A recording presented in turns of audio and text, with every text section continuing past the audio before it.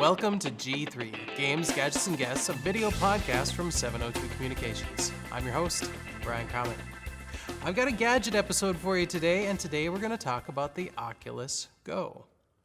Virtual reality goggles have been evolving by leaps and bounds the last couple years. When Google Cardboard was first launched, I did get myself one of those cardboard headsets. I dropped my iPhone in it, and I was only modestly impressed by what that VR experience at that time could do.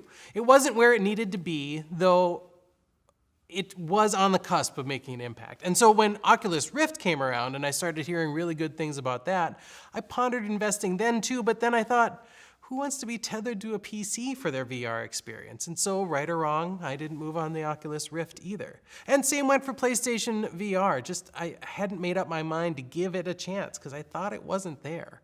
But when the Oculus Go landed on my desk, it became apparent that impressive VR was actually closer than I thought. The Oculus Go is a self-contained VR appliance, and honestly, it's pretty impressive. I mean, I say the device is self-contained, but it does have a companion app for your phone. So you pull out your phone to manage your content, manage your settings. So it's self-contained, and maybe with a caveat. From the moment you first boot into the interface, you've got impressive vistas surrounding you. As it is a Facebook product, it is, of course, heavily integrated with Facebook. So you can see your friends who also have an Oculus device. You can see 360 photos from Facebook. You can go live and broadcast yourself doing whatever you're doing with your Oculus. I mean, it's made to share content. The question with VR, though, really is, how best should you be enjoying it? So you go looking for content. And of course, there's a library of apps. Some are free, some are pay apps, and they all take advantage of the VR experience.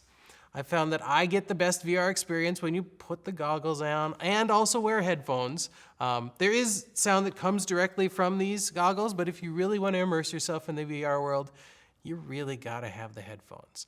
The biggest downside to VR is, I'm sorry, but it's really how stupid you look when you wear them. I'm gonna put these on in a second, and I'll be ready for everyone in the studio and all of you watching online to snicker at me. So we're gonna put this headset on, and just real quick about the build. I mean, it is a high quality plastic, very comfortable padding here. As I mentioned, you do get some sound that comes directly out of the headset, and it comes from actually these speakers right here. So you do have stereo sound going on because you have speakers on each side of your head.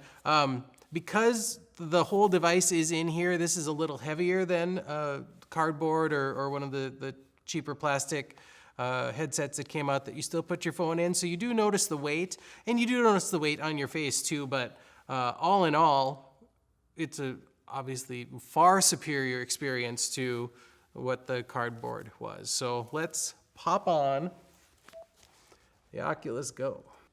Okay, so this is the front screen of Discovery, and you know, obviously there are copyright things to take into account, so I'm not gonna play any of these things. But you can see, you know, that I was watching this Haunted Castle video over there, and they've got a Shark Week topic here with 15 different videos with immersive 360, you know, views. So any of these are really impressive to watch. And if you want to really experience good 360 VR, Discovery does a good job. Really what I'm having a lot of fun with is games. And so I'm gonna go into one of the relaxing games I've found. It's called Bait. And it's gonna take me a second here too, because I'm gonna have to start the app and then start the recording so you can see it. So give me 1 second here and just appreciate me and my full VR dorkiness. All right, so this is a game that I just came across in the App Store, and it's kind of an adventure fishing game, and it's all fantasy, and there's no real fish in here. But it's like in this one, I'm in this little cove, and I've got a mission that you can see over here. I've got a mission here to catch a blind haddock in the secret sanctuary. And if I do, I'll get something. So you can see that there are some fish moving around down there. And so I'll just cast my lure. And I can see that something's taken the bait, and you just pull the trigger to reel the fish in. And there we go. I just caught myself a 6.17 pound ghost perch. So that wasn't the fish I was looking for, but this is just kind of a fun game when you've got nothing else going on and you just kind of want to be chill. I mean, it's kind of a fun game. So games on here are fun. You may have noticed that we've got Netflix in this app as well. Start the recording again. You may see the Netflix there. I can't show you that, but Netflix has a pretty neat setup where once the app boots up, you're in kind of a room, like this, but you're sitting on a couch and you've got a big screen TV in front of you. And so I understand that a lot of people are starting to watch Netflix like that because it is this great immersive experience. There are a couple other apps here where you can watch some videos too. I'm gonna go into the Oculus gallery here. And we can pull videos from Facebook, Instagram, Dropbox, or just the internal storage.